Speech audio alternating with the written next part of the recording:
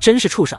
殷明朝愤怒地喝道：“我若没有猜错，应该是魂英宗所为。”楚风说道：“在他目前所知道的范围内，第一个想到的便是魂英宗。魂英宗还在百炼凡界，还没有被除掉。”殷明朝问道：“没有，他们一直隐藏得很好，甚至很多人都不知道魂英宗的存在。”楚风说道：“真是该死！这些所谓的名门正派，这么多年来到底都做了些什么？”殷明朝目露怒色，随后对楚风说道：“其实当年我创建英雄城，为的就是灭掉那魂英宗，只是没有想到，后来就遭受孔氏天族有周氏天族的暗算。我本以为这么多年过去了，魂英宗早就灭了，没想到四大势力虽然健在，可却一件正经事都没有做。前辈，难道您不觉得您当初没有完成的心愿，现在应该完成吗？”楚风忽然说道。当看到眼前的一幕，楚风越发的觉得应该尽快除掉那魂英宗。尽管除掉魂英宗是楚风父亲给予他的任务，楚风也想亲自完成，可是楚风找不到任何一个理由让这魂英宗继续存活，让他继续作孽下去。所以哪怕不完成这个任务，他也希望魂英宗尽快被除掉，避免还有其他无辜的孩童遭此劫难。修者的纷争可以容忍，但这种以残害婴儿来提升自己修为的人不能容忍，这是整个修武界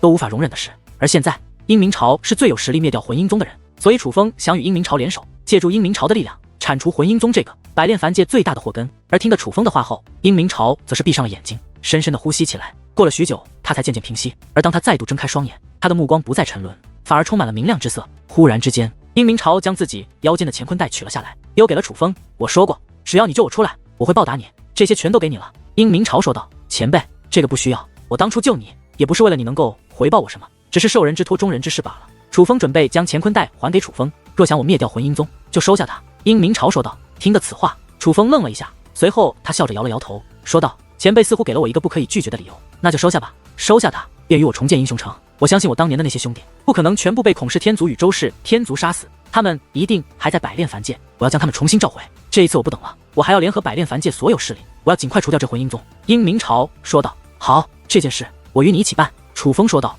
之后，殷明朝便回到了英雄城的旧址。如他们所料，英雄城早就被夷为平地了，并且原本辉煌的地带已经成了一个不毛之地，方圆几千里之内连个人影都没有，没有人敢出现在这里，怕被孔氏天族与周氏天族的人误认为英雄城的余孽所抹杀。不过在这，殷明朝是一位界灵师，而楚风也是一位界灵师，凭借二人的手段，想要重新建造一座城，简直再简单不过。按照记忆中的样子，殷明朝将英雄城重新建造了出来，只不过相比于从前的英雄城，在主城的位置却多出了一座恢宏的宫殿，这是殷明朝亲自所建的宫殿，为楚风所量身打造的宫殿。虽然楚风说过他不准备加入英雄城，但是殷明朝却说无所谓，楚风不需要加入英雄城，但这英雄城的大门却永远都为楚风敞开，这英雄城永远都是楚风的家。而值得一提的是，英雄城还建造没有多久，便开始有人来到了英雄城。这些人有的是英雄城当年幸存的部下，也有的是与殷明朝没有关系，单纯是来看热闹的人。经过打探，楚风从那些人口中得知，他们是听闻殷明朝没有死的消息而来。他们不仅知道当年殷明朝是遭到了孔氏天族与周氏天族的暗算，他们还知道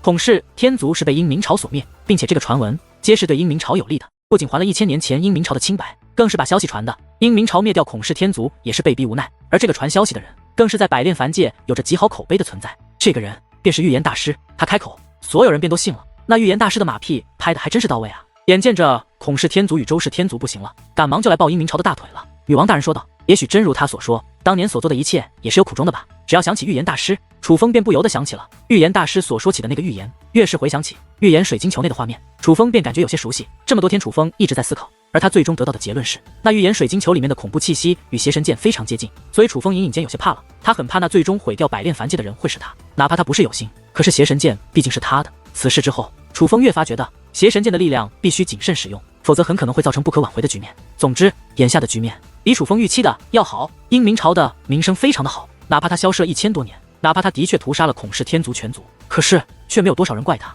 反而都选择相信他，觉得他是有苦衷的。一个人能有如此好的信任度，楚风觉得这的确是一种人格魅力。从此之后，越来越多英雄城的老部下开始回到英雄城内，也有许多崇拜殷明朝的新人选择加入英雄城。而更多的情况是，各方势力的掌教开始来到英雄城，主动要求与英雄城联盟。其实他们的目标只有一个，他们都想抱上殷明朝的大腿。英雄城的人越来越多，能够帮到殷明朝忙的人也越来越多。渐渐的，楚风也变得清闲起来。清闲之后，楚风并未选择享受这些日子的劳动成果，而是离开了英雄城，因为他还有一件重要的事情要做，那就是把王强接到英雄城来。楚风来到了云鹤山，云鹤山的结界被解除了，变成了一座什么人都可以来到的地方。但是云鹤山却依然有人慕名来访，不过却没有一个人敢真的进入云鹤山，只敢在山外徘徊。他们都是来找金鹤真仙的，可却又害怕金鹤真仙，所以没有得到金鹤真仙的应允，都不敢擅自闯入云鹤山。楚风进入云鹤山中，按照金鹤真仙的指点，很快在一座山洞内找到了王强。这个山洞内其实看不到王强的身影，这里只有一块石头，这个石头大概是寻常棺材的2倍，可是它不是棺材，而是一个椭圆形的石头。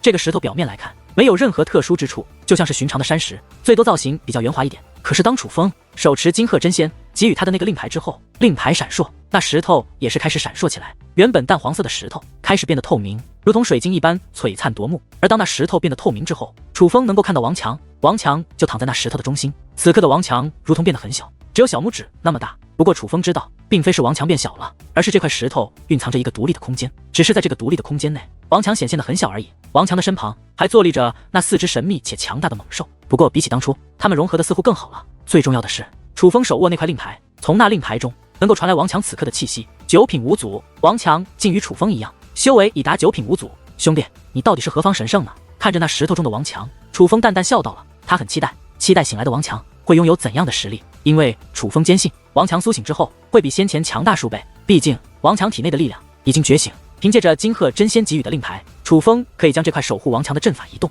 而眼下最安全的地方，自然便是英雄城。虽然英明朝与上界的高手比差距很大，可是在这百炼凡界之中，能够击败英明朝的人怕是很少，至少在4大势力之中，还没有人能够击败英明朝。准确来说，现在只剩下了3大势力，其中一座是仗剑仙门，另外一座是佛光天寺，最后一座便是周氏天族。但是自打英明朝重现百炼凡界，并且重建英雄城之后，所有人便都觉得英雄城将成为百炼凡界最强大的势力之一。不因别的，只因英明朝一人，英雄城就足以傲视群雄。路上无话，当楚风回到英雄城的时候，英雄城的盛况比之楚风离开之时还要热闹了不少。不仅越来越多的势力来到了英雄城，主动与英雄城联盟。当年英雄城幸存下来的成员几乎都回到了英雄城。如今的英雄城已经不仅仅只有英明朝一位真仙，楚风能够感觉到的真仙强者，除了英明朝之外，还有3位。而这3位真仙的气息是楚风之前从来没有感受到过的，也就是说，有着3位楚风从未见过的真仙来到了英雄城内。楚风将王强安顿好后，便被英明朝叫到了英雄城的主殿之中。在这座主殿内，楚风见到了英雄城昔日的成员，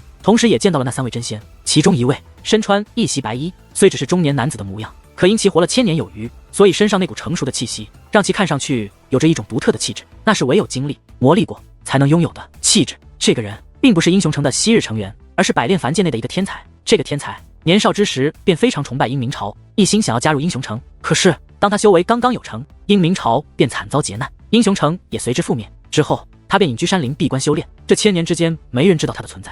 可是他的修为却已然踏入了真仙，成为了百炼凡界最顶尖的高手。本来他想要一直隐世至死，但是当他听到英明朝还活着的消息后，便立刻出关来到了英雄城。因为一直闭关，所以整个百炼凡界几乎没人知道他。但是很快他将扬名整个百炼凡界，不因别的，只因他是一位真仙。而经过英明朝介绍，楚风得知此人名为李浩洋。除了李浩洋之外，在场的另外2名真仙强者便皆是英雄城之前的老部下，他们2个与李浩洋一样，皆是一品真仙，不过年岁可就比李浩洋要大得多，都是活了几千年的存在。其中一个是老者的模样，白发苍苍，气质不凡，尤其是那一袭雪白色的长袍，配上一把白玉色的权杖，那仙风道骨的模样，俨然就是一位仙人。真仙之名在他的身上当真是贴切至极。而与这位老者相比，另外一位可就与真仙之名大相径庭。明明是一个活了几千年的老怪物，这位却是一个少年的模样，身高不足1.5米，甚至在其脸上还挂满了稚气，竟丝毫没有历经岁月的沧桑与成熟。并且此人似乎很不喜欢楚风。在场之人，无论是英雄城的老部下还是新加入的人，当看到楚风之后都是一脸和善。他们都知道英明朝能够脱困，多亏了楚风。英明朝对外一直都是毫不顾忌地说楚风是他的救命恩人，此事几乎人尽皆知，所以英雄城的人对楚风都相当的尊敬。可是那个少年模样的真仙看向楚风的目光却充满了厌恶，就像是楚风欠他钱，或是偷了他什么东西一样。楚风兄弟，给你介绍一下，这2位可都是当年便与我出生入死的好兄弟。这位是白柳絮。英明朝指着白衣老者说道，随后又指向那个少年模样的真仙道，这位名为小皮球。小皮球年少之时遭遇一场奇遇，这让他修武天赋大增，可却模样不变，永生都只是这少年的模样。而小皮球更是在我做强盗的时候就与我在一起，是我的结拜兄弟。英明朝在介绍小皮球的时候格外亲切，可以看得出来他们2人关系不浅。随后英明朝又把在场的所有人都一一的给楚风介绍了一遍。最后英明朝走到楚风身边，面带笑意看向众人说道，至于这位我便不用介绍了吧，他便是我的救命恩人楚风小兄弟。楚风兄弟早在城主被困之时就已经名扬百炼凡界，我白柳絮自然认识。白柳絮笑着走到楚风近前，竟忽然半跪于的对楚风施以大礼，前辈您这是做什么？见此一幕，楚风大惊，赶忙上前搀扶。然而那白柳絮却是纹丝不动，而是对楚风说道，我家城主受奸人所害，若不是楚风小有仗义相助，我们还不知道什么时候才能再见到城主大人。楚风兄弟不仅是我家城主大人的救命恩人，也是我英雄城的救命恩人，楚风兄弟的恩惠我白柳絮今生难忘。原来这白柳絮是感恩于楚风救出了殷明朝，才施以大礼。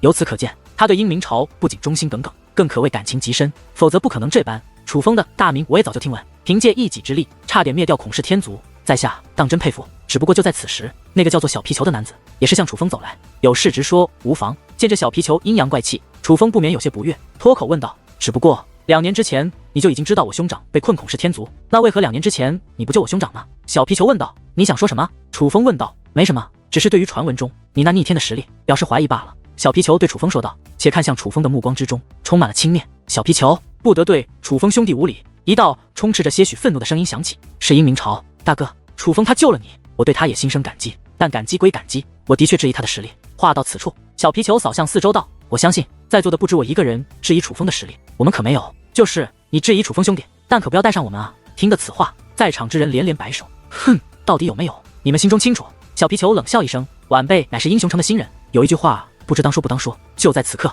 那李浩阳忽然说道：“有话直说，何必遮遮掩掩？”小皮球觉得李浩阳没什么好话，不免脸上涌现出了不悦之色。“楚风兄弟，在你回来之前，城主大人就已经与我等商议，要命你为英雄城的副城主。”李浩阳对楚风说道：“命我为副城主。”听得此话，楚风目光一变，首先他自认为以他的实力不适合出任副城主，其次楚风根本就没有想过加入英雄城，因为他发过誓再也不加入任何势力了。为此他拒绝过很多势力的邀请，所以就算帮英雄城做事，楚风也是出于情义，而从未说过要加入英雄城。而皮前辈当年便是英雄城的副城主，现如今城主大人却要将副城主之位交给楚风兄弟，想必皮前辈很不甘心，所以才刁难楚风兄弟。李浩阳继续说道。这一刻，众人皆是不语。这种事情其实李浩阳不说，他们也都清楚，并非心有不甘，而是我对其不服。小皮球说道：“我殷明朝向来以德服众，举荐楚风兄弟做副城主，的确是我，但是也是经过众弟兄同意的，你有何不服？”殷明朝问道。“大哥，我不是不服你，我是不服那楚风。若那楚风比我强，我便也不说什么了。可他区区一个无祖，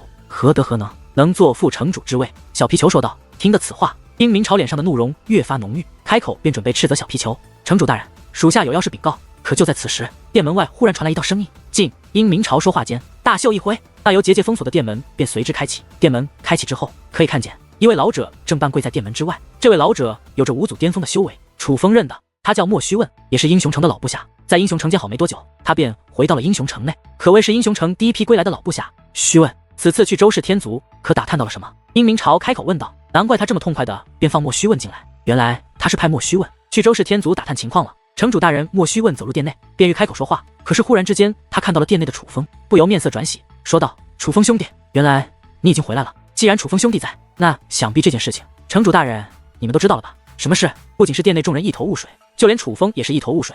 楚风兄弟，你还没有将这件事情告诉城主大人？莫须问对楚风问道。须问到底发现了什么？你直说便是。殷明朝问道。城主大人，属下此去前往周氏天族，目的是打探周氏天族族长是否回到了周氏天族之中。可当属下前往周氏天族的时候，却发现周氏天族已经被人灭了，全族上下除了老弱病残一人不留，全都被杀了。莫须问说道。什么？周氏天族被人灭门了？听得此话，众人皆是大惊。你可知道是何人所为？殷明朝问道。莫须问并未立刻回答，而是看向了楚风一眼，说呀。殷明朝追问起来，不知道是何人所为，但是一座大阵横于虚空之上，那阵法是由周氏天族族人之血所布，化作了9个大字：遮天蔽日，方圆100里之内皆是能够清晰的看到那字上内容。莫须问说道。是哪9个大字？殷明朝继续追问。招惹楚风者，皆此下场。莫须问说道。楚风。这一刻，不仅是莫须问，几乎在场的所有人都将目光投向了楚风。楚风兄弟，此事是你所为？殷明朝问道。并不是我，我此次去了何处，你是知道的。楚风说道。对，不可能是你，时间上也对不上，那到底是何人所为？是有人想暗中护着你，还是有人想陷害你？殷明朝猜测起来。城主大人，绝对不是陷害。虽然周氏天族被屠，可老弱病残却都安然无恙。若是陷害楚风，便不应该手下留情，反而该怎么残忍怎么做，并且也不该留下那样的字，而应该直接留下是楚风所为才对。莫须问说道。你说的的确有些道理。殷明朝点了点头，随后对楚风问道。楚风兄弟，你能想到是何人所为吗？倒是能够想到一个人，只是也不能确定。楚风说道。何人？殷明朝问道。若真是我朋友的话，我能想到的便只有一个，那便是赵红。楚风说道。他能够想到的也唯有赵红了。赵红。赫然而这一刻，那小皮球却是忽然笑了。这很好笑吗？楚风有些不悦地问道，因为他从小皮球的笑容中看到了讽刺的味道。你这个朋友够可以的，知道周氏天族以及周氏天族的当家长老都不在族内，便趁机去屠灭了人家全族，还留下那等言语威胁他人，这可真是小人所为。小皮球说道。皮大人，此言差矣。虽然周氏天族族长并未返回族中，可是周氏天族却也有着一位真仙镇守，而而那位真仙也都被杀了。就在此时，莫须问说道：“那真仙也死了？”听得此话，在场之人皆是神色一动，而小皮球原本不屑的脸上则顿时布满了尴尬之色。毕竟在百炼凡界之内，真仙的分量极重，而能够杀掉真仙的人，便绝非等闲之辈。这场屠杀可并非趁虚而入，而是真正的凭借实力所为。看来不仅楚风兄弟天赋超群，就连楚风兄弟的朋友也是如此料得，当真是物以类聚人与群分，天才的朋友也皆是天才啊！这一刻，众人夸赞不断。不管怎么说，周氏天族当年与孔氏天族联手，才将阴明朝困住，才将英雄城摧毁。虽然他们并没有打算屠灭周氏天族，可却也没有打算放过周氏天族，报复周氏天族早已在计划之中。而现在这种情况，倒也是省了他们不少事，他们自然开心。何止是料的，这明明是比楚风要强。然而就在此刻，那小皮球却又再一次阴阳怪气的开口了。他与旁人不同，不仅是夸赞那个屠灭周氏天族的人，主要目的还是贬低楚风。我与你是第一次见面，你为何要这般针对我？终于，楚风忍不住开口问道：“莫非真的是因为副城主之位？那么我可以告诉你，我对副城主之位根本就没有兴趣，我也从来没想过加入英雄城。”楚风兄弟还没有加入英雄城。楚风此话一出，顿时引得众人吃惊不已。他们本来以为楚风早已经加入了英雄城，但万万没有想到，楚风不仅还没有加入英雄城，竟然从来都不打算加入英雄城。那他们之前的讨论，最终一致同意楚风做副城主，岂不是白做了？此刻，小皮球也很意外，但他的意外只停留了一瞬间，因为他并不相信楚风说的话，于是问道：“你没想过加入英雄城？那为何还要在英雄城打造你的专属殿宇？那殿宇是我为楚风兄弟打造的，他也的确说过不想加入英雄城。”就在此刻，殷明朝开口了，竟是真的。听得此话，众人不由得深吸了一口气，因为殷明朝都开口了，那么显然此事就是真的了。楚风兄弟啊！殷明朝看向了楚风，看那个样子，似是想要劝楚风。他想劝什么，楚风自然知晓。他定然是想劝楚风加入英雄城，并且想让楚风坐上副城主的位子。然而楚风心意已决，所以还未殷明朝将话说完，楚风便说道：“殷前辈，你的好意我心领了，但我们之前不是说好我不加入英雄城的吗？而您这样，着实令晚辈为难。”听楚风这样一说，殷明朝的脸色一僵，显然也是有些过意不去了。愣了片刻后，不由说道：“这件事是我不对，不该不提前与你商量，便私自定下，的确是让你为难了，还望楚风兄弟不要介意才是。只要前辈不勉强楚风，楚风便不为难。”楚风说道：“罢了，你不想加入便不加入，不过英雄城永远是你的家。”殷明朝说道。眼见着殷明朝也不想劝楚风，在场的其他人则是蠢蠢欲动。楚风是怎样的人才，他们非常清楚。抛开楚风对殷明朝的救命之恩不谈，单单是楚风的才能，他们也想拉拢楚风加入英雄城。所以此刻在场的其他人也都想开口劝楚风加入英雄城，似是看穿了众人的想法。殷明朝又看向众人道：“既然楚风兄弟不打算加入英雄城，那诸位便也不要难为楚风兄弟了。”而殷明朝都开口了，众人就算心有遗憾，却也不得违抗，只得纷纷点头，不再发言。诸位前辈，晚辈此次出去有些疲惫，若无他事，那晚辈便先回去休息了。楚风对众人抱拳施礼之后，又看向了那小皮球一眼，随后便转身离去。皮前辈，现在你知道你是多虑了吧？李浩洋对小皮球问道。小皮球并未回答，只是脸色却越发难看。事到如今，他也知道自己是针对错人了。至于楚风，并未回到自己的殿宇休息，而是想到英雄城外去透透气。楚风，你说那个人会是赵红吗？若真的是他，那可是好事一件啊。路上，禹王大人说道。是啊，楚风自然知道这是好事一件，毕竟若真是赵红，那么他既然有屠灭周氏天族、斩杀真仙的能力，便说明赵红如今的修为至少也是真仙。只是不知为何，楚风总是觉得那个人不是赵红。可若不是赵红，又会是谁做这样的事情？楚风步伐很快，思考的功夫便已经来到了英雄城的门外。如今的英雄城之外可谓是人山人海，无数人来此拜访，有拜访殷明朝的，也有拜访楚风的，但是更多的人却是想要加入英雄城，或者是与英雄城联盟的。殷明朝的名声太大了，哪怕他消失了1000多年，可依然有无数人想抱住他这条大腿。毕竟他独自一人灭了孔氏天族的事情已经传遍了百炼凡界，而身为真仙的他已经重新获得了天赐神体的力量，世人也已经全部知晓，踏入真仙境，无论是血脉之力还是天赐神力，在战力方面都会被束缚，而只要有谁能够解开这被束缚的力量，便会强过其他真仙。但这种事少有人能够做到，当今的百炼凡界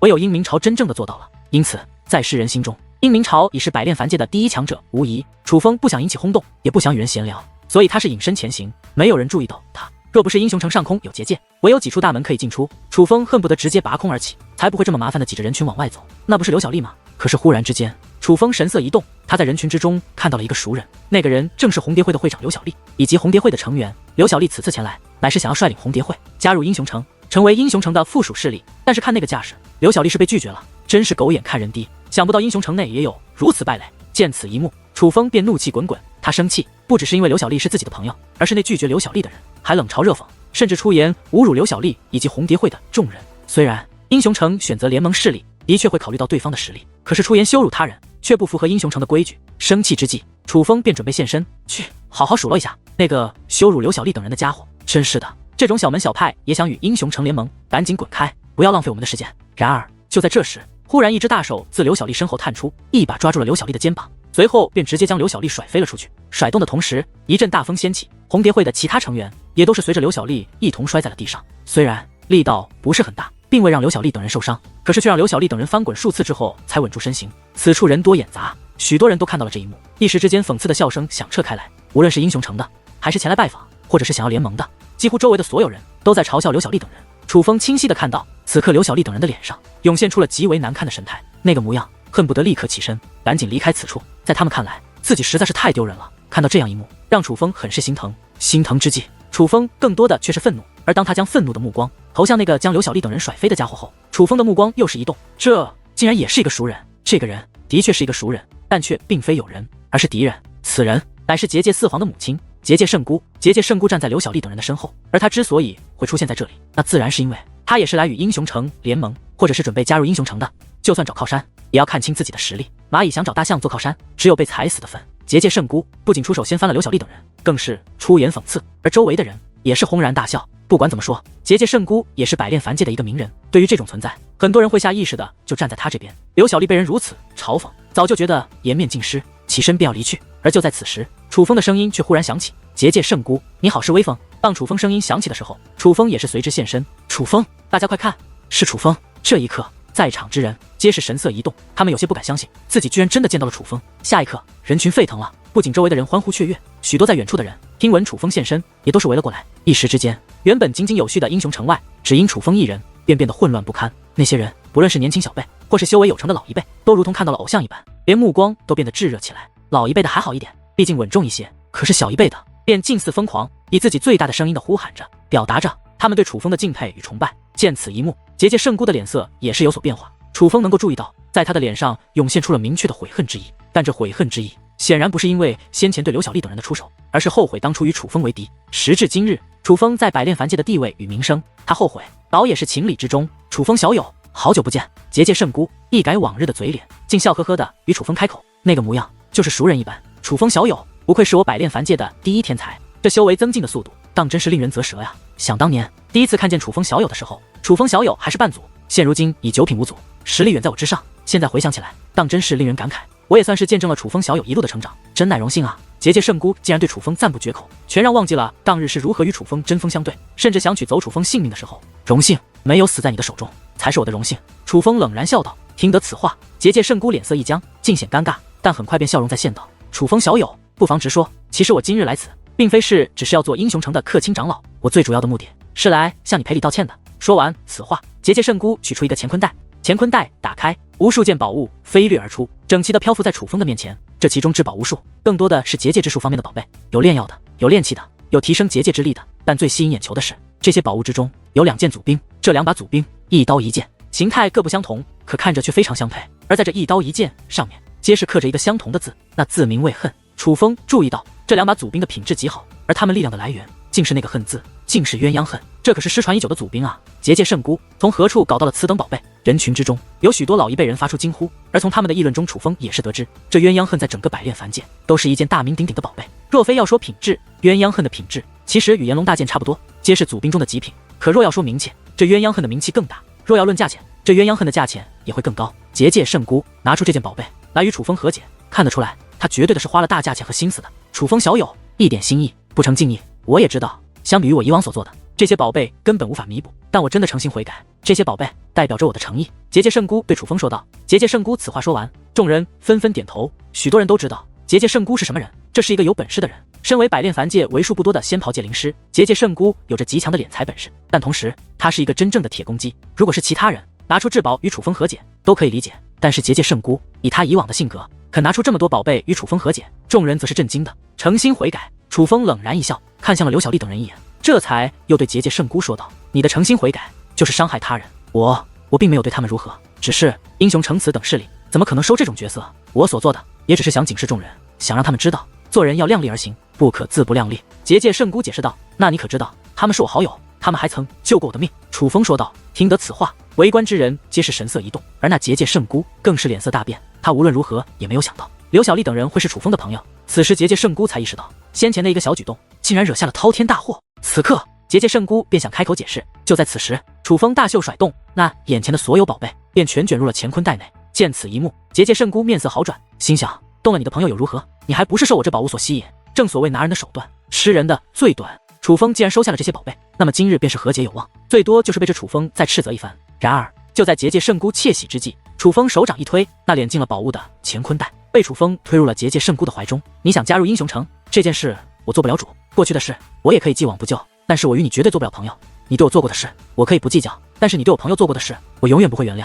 楚风说完此话，随后一掌猛然轰出，一阵劲风便席卷开来，直接落在了结界圣姑的身上。那劲风虽然没有真正的创伤结界圣姑，可强大的风力却将结界圣姑直接吹到了数万米之外，消失在了众人的视线之中。这一击是替我朋友还的。望着结界圣姑消失的方向，楚风淡淡的说道。这一刻，所有人都将目光移向了刘小丽等人。后围观至此的还好，先前嘲笑刘小丽等人的旁观者皆是脸色铁青，心中一阵后怕。尤其是那位拒绝了刘小丽等人，甚至还出言侮辱刘小丽等人的英雄城成员，哪怕他修为强横，可是此刻却也是脸色苍白，阵阵虚汗不断自其额头落下，甚至连擦汗的手都在微微颤抖。只因对楚风的朋友不敬，他们便知道他们犯下了滔天大错，他们都怕楚风对他们出手，而他们更怕的是楚风对他们出手，没有人会出手阻拦，哪怕杀了他们，也没有人会说楚风不对。所以此刻的他们都有一种脖梗上横着一把无形利刃的感觉，觉得自己随时会死。不过楚风却并没有对他们如何，而是走到了刘小丽等人身前，面带歉意的说道：出来晚了，让你们受苦了。楚风，这是哪里话？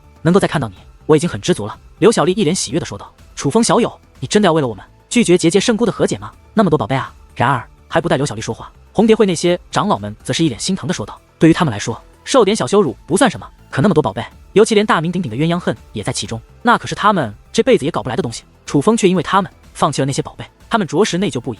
宝贝，有友情重要吗？楚风笑着问道。此刻红蝶会的众人皆是一愣，就连在场的围观之人也是一愣。友情？修武者的世界友情重要吗？重要。对于有些人来说，友情的确重若千金，但终究也有个极限。因此友谊就算重要，却不是最重要的，最重要的乃是力量，乃是修为。所以修武者的世界有许多人为了利益背叛了友情，甚至就连同血同脉的至亲之人也会因为利益而刀刃相向。可是楚风他面对鸳鸯恨那等宝贝，居然可以不为所动，可见友情在他心中的分量，怕是已经到了无价的地步。这令在场之人赞叹，甚至震惊，从而发自内心的佩服，因为这是他们所做不到的事。楚风大人，抱歉，实在是太抱歉了，我先前根本不知道这几位是你的朋友，若是知道，小的万万不敢拒绝他们啊！就在此刻，先前拒绝了刘小丽等人的那位英雄城成员一脸殷勤的跑了过来，竟然是许炼大人。看到这位中年男子模样的人，不少人面露惊叹。这个英雄城成员既然能够掌握着拒绝和收录加盟者大权，本就不是寻常角色。但是相对而言，这个名为许炼的人在百炼凡界也是1号人物，他有着5祖巅峰的修为，是百炼凡界散修中是较为出众的一个。然而就在此刻，楚风却是一个耳光扇了过去，准确的落在了那位许炼的脸上。见此一幕，围观之人瞠目结舌，就连刘小丽等人也吓了一跳，那可不是寻常的英雄城成员，而是许炼啊！楚风教训他们，他们都无话可说，可楚风竟然这样打许炼，他们着实感到吃惊。楚风大人，你……许炼也是愣在了那里，对突然发生的一幕有些不知所措。你是否同意他们加入英雄城？这是你的事，我管不着。可是你出言羞辱我朋友，我便不能袖手旁观。这一巴掌只是一个警示，若有下次，我就割了你的舌头。楚风冷冽地说道。听到这里，许炼才知道自己为何挨打，更是确定了事情的严重性，连忙道歉：小人不敢，小人不敢了。旁人可能不知道，但他许炼来到英雄城也有些时日，深知英明朝对楚风的器重，并且得到小道消息，楚风可是要被成为英雄城副城主的存在。如果说在英雄城内，英明朝是第一个不能得罪的人，那么第二个不能得罪的人便一定是楚风无疑。楚风，你凭什么打我哥？你凭什么？然而就在此刻，一名女子却从人群走了出来，如同泼妇一般指着楚风。这个女子虽然年轻貌美，却浑身上下散发着尖酸刻薄的气息。她的修为不弱，乃是8品5祖，至于年龄，怕是也至少有1000年之多。而她不仅是英雄城的成员，还是那许炼的亲妹妹，不许乱说话。见此情形，许炼则赶忙开口呵斥。虽然被楚风当众打脸，许炼本身也很是不爽，可考虑到楚风的身份和地位，他却不得不咽下这口气。而自己这个妹子向来刁蛮霸道，只有她欺负人，不允许任何人欺负她。今日她当众被打脸，她妹妹肯定忍不了，可这件事却必须忍。她很怕她妹妹做了不该做的事，惹来不必要的麻烦。哥，你知道吗？这楚风根本就不是英雄城的人，他凭什么打你？许炼的妹妹说道。什么？楚风不是英雄城的人？听得此话，围观众人也是大吃一惊，他们可都是听说楚风早就加入了英雄城的，你胡说什么呢？许炼也是大声呵斥起来，甚至有着些许怒容，因为在他看来，楚风可是要成为副城主的人，怎么可能不是英雄城的人？他妹妹居然说出这种话，简直就是疯了！我没胡说，不信你们问问楚风，他到底是不是英雄城的人？许炼的妹妹指着楚风说道。没错，我的确没有加入英雄城，从前不会加入，今后也不会加入。楚风说道。楚风竟真的没有加入英雄城。楚风此话一出，人群顿时炸开了锅，这绝对是一个重磅性的消息。你不打算加入英雄城？听得此话，许炼的脸色也变了。若是楚风不打算加入英雄城的话，那么他显然就坐不上副城主之位。而非英雄城的人，胆敢这样打英雄城的成员，可是一种不可饶恕的行为。对于旁人来说，这件事足以被列为英雄城的死亡名单。哪怕这个人是楚风，却也是英雄城所不可饶恕的行为。因为英雄城是一个非常重视兄弟情的势力，而英雄城的所有成员皆是弟兄，就连英雄城的城规上也明确的写着，胆敢辱本城兄弟者，无论为何皆杀。难道我说的不够清楚吗？楚风说道。那你凭什么打我？许炼的态度变了，变得愤怒。而他之所以如此，那也是因为他知道楚风不是英雄城成员，所以他来了底气。毕竟按照英雄城的城规，楚风先前打他那个嘴巴，已经成了英雄城的敌人。就凭你侮辱我朋友？楚风不以为然的说道。楚风，你真是欺人太甚。许炼的脸色彻底变得阴沉下来，说话之间竟然散发出了他那九品无祖的磅礴气息，笼罩了这方天地。这一刻，所有人都是神经一紧。莫非许炼是要对楚风出手？可是他打得过楚风吗？虽然同是无祖巅峰，可是楚风的战力却绝非许炼可比。英雄城的众兄弟，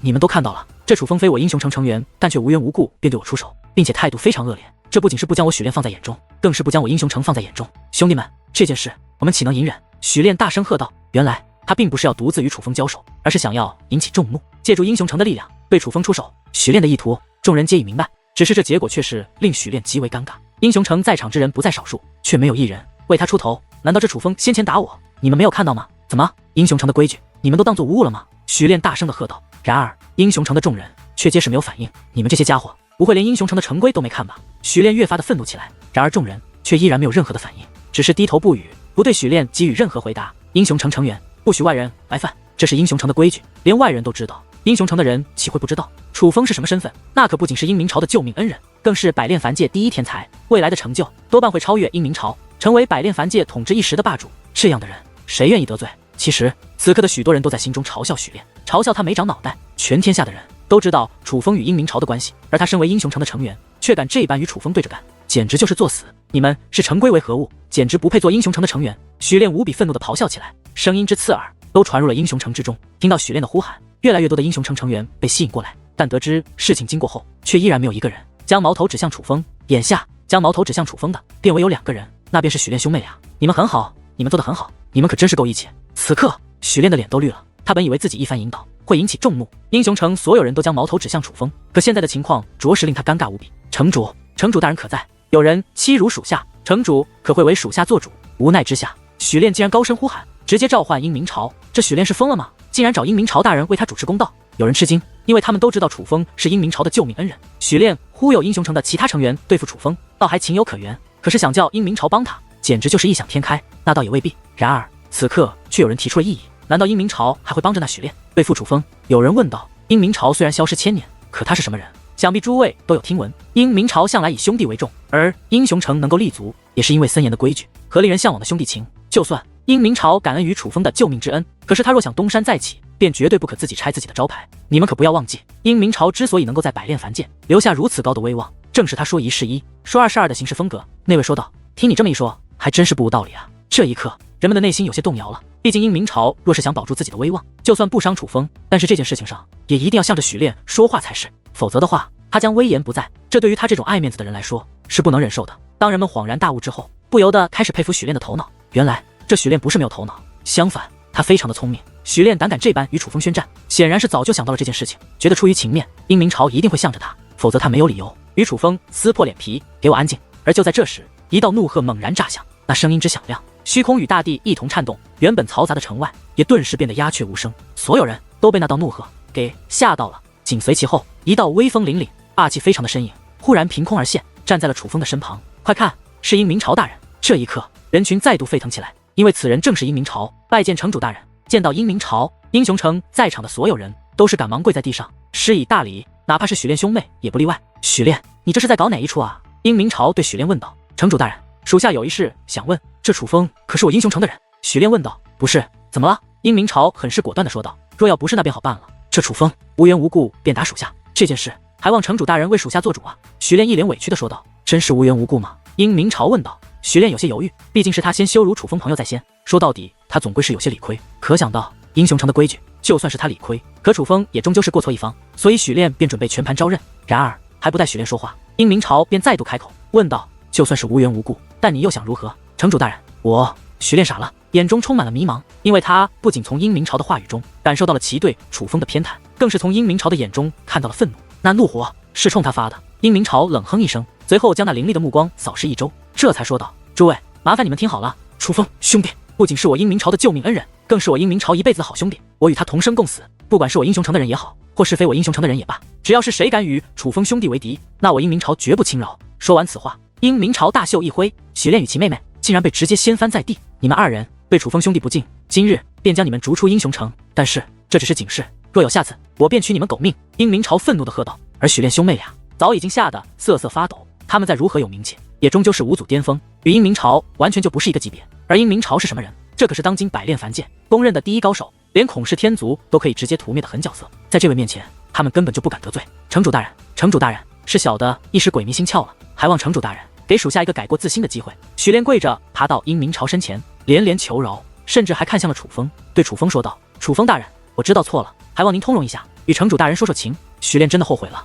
他若知道楚风在殷明朝的心中分量如此之重，借他100个胆子也不敢做今日之事啊！滚！然而殷明朝大袖又是一挥，那许炼与其妹妹便直接被卷飞开来，消失在了众人的视线之中。这一刻，众人皆是忍不住倒吸一口凉气。殷明朝这岂止是偏袒楚风，这根本就是到了毫不讲理的地步。今日这件事，他们算是彻底的认识到了楚风与殷明朝的关系，这关系可比他们想象的还要牢靠得多。他们知道楚风这个人，他们是无论如何也不能得罪了。英雄城众成员听着，日后只要是楚风朋友者，我英雄城的大门都为其敞开。殷明朝又对众人说道。听得此话，众人神色又是一变，只要是楚风朋友就行，那也就是可以不考虑修为。而英雄城的成员向来只收精英的，殷明朝此举无疑是再次告诉众人楚风在他心中的重要性。虽然殷明朝这般行为已经破坏了英雄城的规矩，可以说是自己砸自己的招牌，可是在场之人却没有一个敢说他不好，甚至也没有一个人觉得他做错了。楚风救了殷明朝，若是没有楚风，可能殷明朝一辈子都将被困在孔氏天族。往小了说是救命之恩，往大了说这可就是再造之恩。以殷明朝的性格，这般重视楚风反倒也是情理之中。而就在殷明朝对外宣布楚风在他心中的地位之际，一道身影却悄悄地融入了人海之中。这个人不是别人，正是结界圣姑。虽然他与楚风和解失败，可他并未打算放弃加入英雄城，但是考虑到楚风与殷明朝的关系，他也不敢在殷明朝和楚风在场的时候再现身。毕竟若是这个时候楚风说了他什么坏话，那天知道殷明朝会对他如何。可是殷明朝是何等修为，当结界圣姑靠近之际，他便已经感受到了结界圣姑的气息。而在楚风离开的这些日子，殷明朝曾四处打听关于楚风的事，谁对楚风有恩，谁与楚风有过，殷明朝多少也是知道一些。我先前说的话你们可以听到。殷明朝高声问道。遵命。如雷鸣般的声音响彻开来，英雄城众成员不敢违背殷明朝的命令。还有一件事，你们也给我记住，楚风的朋友是我英雄城的朋友，而楚风的敌人便是我英雄城的敌人，比如他。殷明朝说话之间，手掌猛然探出，对着虚空一抓，下一刻一声惨叫传来，一道身影也是在人群之中浮现。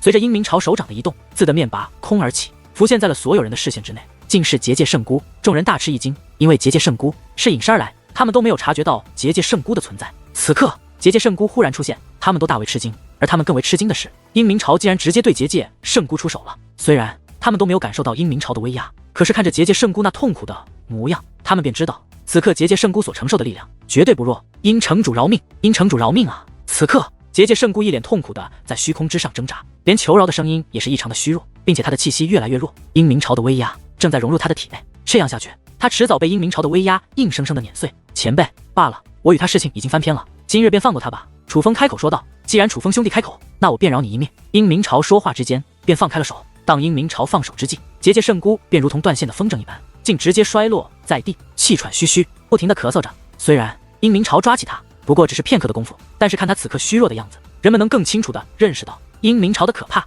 多谢殷城主饶命，多谢楚风小友求情。明明已经虚弱的不行，可结界圣姑却是拼尽全力爬起，不停地向殷明朝与楚风道谢，并且在他的脸上还一脸的后怕。毕竟先前殷明朝对他做了什么，唯有他自己最清楚，所以他知道他是真的在鬼门关上走了一遭，是真的差一点就被杀死了。此刻他非常的后怕，因为他知道殷明朝若想杀他，他随时会死。与其现在赶紧逃命，还不如彻底化解楚风与殷明朝心中对他的怨念，这样才能长久的活命。无需谢我，要谢便谢楚风。殷明朝冷漠的说道。楚风小友，多谢你大人不计小人过，多谢多谢结界圣姑。赶忙专心的向楚风求饶。虽然楚风与结界圣姑过节很深，可是楚风对结界圣姑却也没有特别的反感，至少没有到非取他性命的地步。之所以这样，那是因为结界圣姑为楚风留下了一面好的印象。不管他对外人如何，但结界圣姑绝对是一位母亲，结界圣姑对结界四皇的守护，曾让楚风动容母爱的伟大，让楚风对结界圣姑有了另一面的认识。所以楚风并没有再难为结界圣姑，只是对其警告道：我说了，过去的事便过去了，但我奉劝你一句，日后最好多行善事，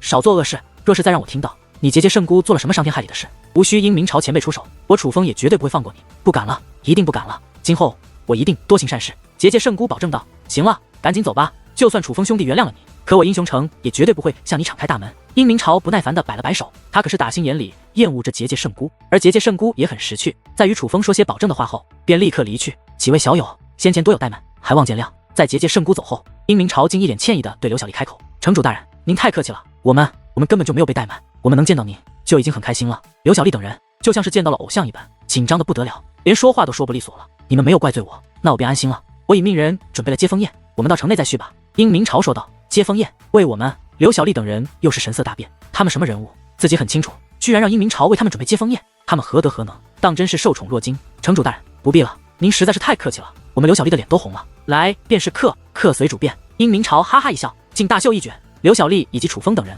便与其一同消失。不用想，人们也都知道，他们定然是都已经进城了。虽然殷明朝与楚风等人走了，可是围观之人的内心却久久不能平复。这殷明朝对待结界圣姑与对待刘小丽的态度简直是天壤之别。最重要的是，结界圣姑好说歹说也是仙袍界灵师，是百炼凡界的1号人物，而刘小丽这些人他们却都不认识，可以说是百炼凡界上的无名之辈。可今日在这英雄城的门前，就是这个大名鼎鼎的人物险些死去，最终只能苦苦哀求，而那些无名小辈却得到了殷明朝的热情看待。按理来说这本是不可能发生的事，可今日却实实在在的发生了。看来今后对于这英雄城来说，只有2种人，一种是楚风的朋友，一种是楚风的敌人。只要是楚风朋友，修为再弱也可享受上宾之力，可若是英雄城敌人，修为再强，怕也是要难逃一死啊。忽然人群中一位老者感叹连连，的确啊，有了殷明朝这个靠山，曾与楚风为友者都走了大运，而那些曾经与楚风为敌的人，怕是此时此刻后悔的连肠子都清割。围观的其他人也是感叹不已，人生就是一种选择，一步天堂，一步地狱。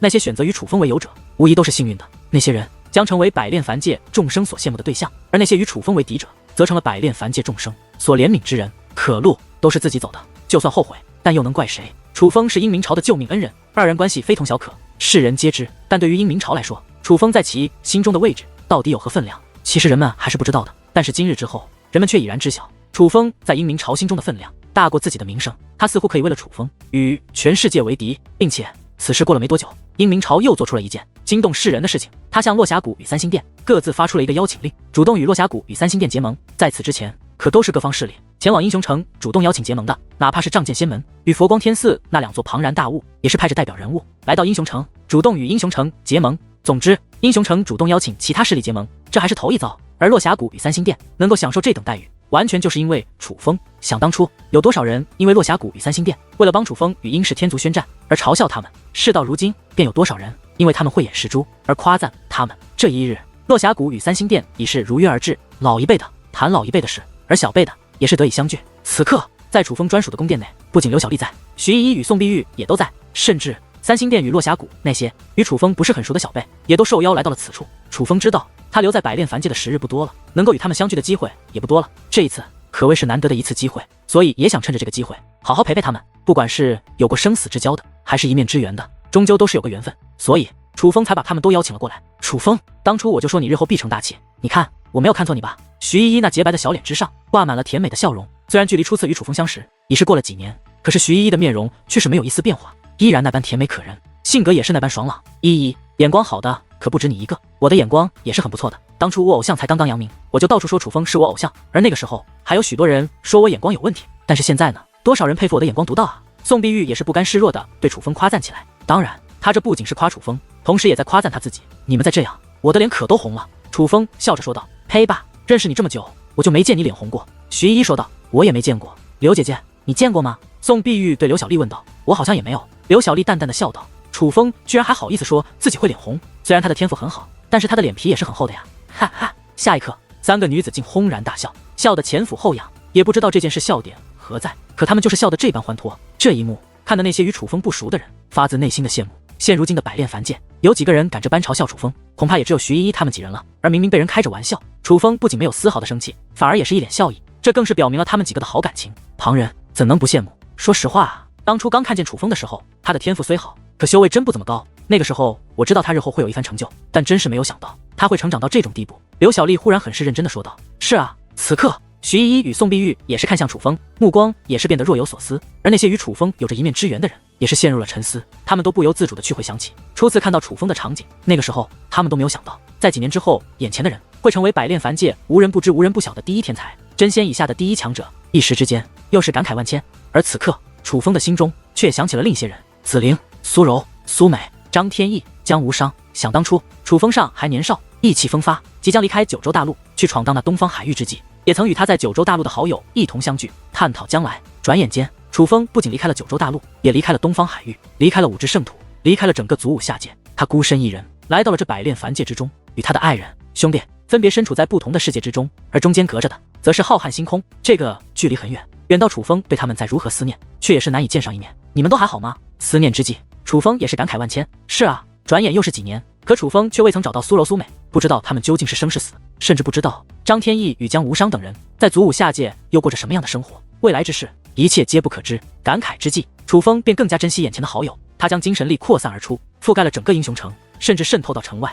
他想看看此时此刻还有没有熟悉之人在这附近。这气息是他。忽然，楚风神色一动：“楚风，怎么了？”徐依依等人都听到了楚风这句话，不由追问起来：“不好意思，诸位，麻烦稍等一下。”楚风说完此话，身形一动，便消失不见。当楚风再度出现之时，已是来到了英雄城外。快看，是楚风大人！楚风现身，顿时又引起了一阵山崩海啸般的欢呼。楚风这样的名人，已是百炼凡界无数人的偶像，无论走到哪里，只要有人认得出他，都会引起不小的轰动。更何况这是英雄城外，此时此刻，看到楚风的人们都会拼命地向楚风靠近。天上地下皆是人山人海，拥挤着，推攘着，甚至还有人因此厮打起来。可是却有两道身影正在后退，远离楚风。那是两名女子，两名长相平凡的女子。可就是这两名女子将楚风吸引到了这里。忽然，楚风身形一动，穿过人群，来到了那两女子的身前，拦住了他们的去路。看到楚风，那两名女子顿时一愣，眼中涌现出了无比复杂的神色，而楚风的嘴角则是扬起了淡淡的笑意，道：“唐英，好久不见。”唐英，唐家小姐。楚风刚入百炼凡界所结识之好友。楚风原本是唐家恩人，可唐家为了讨好陆阳阁，背信弃义，不仅要杀楚风，更是让唐英成为了获得利益的牺牲品。唐英是一个悲情的人物，可他对楚风却充满感激。当初经过一些系列的事情后，自认弱小的他不想成为楚风的累赘，所以毅然拒绝了红蝶会的收留，与他的婢女阿彩离开了。转眼间，相隔已是几年时间，楚风想不到还会再遇到唐英。只是此刻，唐英看到楚风，却是有些犹豫，竟不敢相认，同时在其眼中却也涌动着浓浓的惊讶之色。怎么了？该不会是不认识我了吧？楚风笑眯眯地问道。其实能够看到唐英，楚风真是非常高兴，毕竟唐英可以算是楚风来到百炼凡界最早认识的朋友。当初一别，楚风也没想到会再见，今日重逢，这是多大的缘分啊！唐英并未说话，一双大眼睛一直盯着楚风。不会真的不认识我了吧？楚风尴尬地挠了挠头。楚风，你真的还记得我？唐英开口了，可是开口的同时，他的眼眸竟然湿润了。傻丫头，这是说的什么话？我怎么会不记得你？楚风说道。可是你已经是这样的大人物了，怎么还会记得我这种微不足道的小人物？唐英说道。看着眼前的唐英，楚风终于知道为何唐英来到此处，却又不与他相认。楚风并不知道自己在唐英心中到底是怎样的分量，但楚风知道唐英是惦念着楚风的。他来到此处，也只是想看一眼楚风，可是他并没有打算与楚风见面。在他看来，楚风已是百炼凡界大名鼎鼎的存在，而他却仍是一个普普通通的小人物，就算死了，也没什么人会记得他，微不足道，毫无分量。他怕与楚风见面，楚风已经忘记了他，或者看不起他，不与他相认，这也不能怪他。修武者的世界是一个以武为尊、利益为上的世界，他的家族当年都能为了利益而将他舍弃。由此可见，对于修武者来说，利益是多么的重要。所以他觉得现在的他连做楚风朋友的资格都没有，因为他实在太卑微了。二者虽然同处在这百炼凡界之中，可却完全是两个世界的人。就在这时，楚风的手掌轻轻地落在了唐英的肩膀上，笑道：“我怎么会不记得你？我们可是朋友。”说完此话，楚风大袖一挥，一层金灿灿的结界之力如同星光一般倾洒而下，将唐英与阿彩二人所笼罩，融入二人体内。随着那结界之力的融入，唐英与阿彩的面容便开始变化，二人不再平凡，虽然谈不上美若天仙、倾国倾城，可也纷纷化作了有着几分姿色的美女。然而这才是唐英与阿彩本来的面貌。当初唐英与阿彩离开时，曾特意委托楚风将他们的容貌变得平凡，因为他受够了尔虞我诈的世界，不想因为美丽的容颜惹来不必要的灾祸，只想过最平凡的一生。楚风，你似是感受到了自己的容貌恢复成了原来的样子。唐英有些不知所措，做原来的你，我保证不会再有人伤害你了。楚风笑眯眯地说道。楚风的笑容是如此的温暖，就仿佛是一道阳光，直接映射到了唐英的心底。这一刻，唐英彻底绷不住了，眼眶中的泪水忽然落下，打湿了那俊俏的脸颊。然而楚风并没有劝唐英不要哭，而是直接将唐英拥入了怀中。既然他想哭，那便让他哭个痛快吧。而落入楚风怀中的唐英，终于知道楚风并没有因为名声的增大、实力的变强而改变，楚风还是那个楚风，还是那般可靠。此后，唐英便被安排在了英雄城内居住，与刘小丽等人生活在一起。而英雄城也是开始与联盟势力计划，彻底铲除魂英宗。英雄城的提议得到了仗剑仙门以及佛光天寺的赞同，只不过魂英宗的实力不仅强横，并且魂英宗的老巢也向来隐秘，想要找到魂英宗的老巢，却成了眼下最大的难题。这件事情，英明朝觉得会有危险，所以他坚决不让楚风插手。无奈之下，楚风只得待在英雄城内，但是楚风却并没有闲着。此刻，楚风手捧一本书，端坐在自己的房屋内，认真的看着这本书，很是古朴破旧，可就是这本书却散发着一股浓郁的远古气息，并且这本书，楚风这一看已是数日的时间。这本书名为《天军练兵谱》。当日，英明朝为了感谢楚风，强行将自己的乾坤袋送给了楚风。那乾坤袋内至宝无数，若要说质量，远非结界圣姑当日找楚风和解之时的礼品可比。而在楚风看来，那乾坤袋内最有价值的一件宝物，便是这天军练兵谱。这天军练兵谱是一个名为天军圣人的家伙所着，上面记载了戒灵师该如何炼制兵器，他并没有记载该如何炼制什么样的兵器，而是提供了戒灵师炼制所有兵器的技巧。简而言之，相同的事物都有共同之处。楚风若是能够掌握这本天军练兵谱，那日后不管炼制什么兵器，都会有所受益。就如同楚风体内有了那片对武技有帮助的封神竹简，那么他日后修炼任何武技，都会比其他人更胜一筹。这天军练兵谱是一本很难懂的书，哪怕楚风已是钻研数日，也未能彻底看懂这本书。但楚风却知道，这本天军练兵谱并非完整版，并且天军练兵谱中曾提到，戒灵之术也可提升修为。强大的戒灵师无需钻研修武，只需钻研结界之术，也可使得武力的修为提升。就比如这本天军练兵谱，若是楚风能够彻底掌握，运用天军练兵谱中所记载的手段去炼制一把兵器，那么在炼制兵器的过程中，不仅能够对结界之术有更深一层的顿悟，也可领悟到修武之道。这一点楚风从未感受过，所以他很激动。若是这天军练兵谱所说是真，那么日后楚风提升修为的方法显然就又多了一种，那又将会是一种什么样的感觉？在楚风看来，那一定是一种很奇妙的感觉。别钻研了，这只是一个残本，就算你把它钻研的再透彻，你也无法去炼制兵器。女王大人说道。这也不是女王大人打击楚风，楚风发现这是残本后，就曾去找过英明朝，问英明朝关于这本天军练兵谱另外一半的下落。然而英明朝给予楚风的答案是，这天军练兵谱是无意间所得，那另一半的下落他也并不知晓。而经过这些天的研究，楚风都未能看透这天军练兵谱，并非楚风领悟力不够，而是因为它并不完整。也就是说，楚风继续研究下去，有可能会掌握一些内容，但也有可能无功而返。女王大人的意思是，不想楚风再在这本练兵谱上浪费时间。楚风大人，有你的信函。忽然，楚风殿外传来声音，何人的信函？楚风有些诧异，百炼凡界的熟人几乎都聚集在了英雄城内，有事直接找他便可，没必要写什么信函。回禀楚风大人，上面没有写。外面人说道。楚风不再多问，而是将门打开，将信接过。而当其触碰到信函的一瞬间，楚风便发现这信函非同小可，除非拆开，否则竟然难以看透信函内容。有劳，楚风客气地对送信者说道，随后便将店门关上，将这信函拆开。而当其看到信函的内容之后，楚风那抓住信函的双手猛然握紧，眼中也是涌现出了焦虑之色。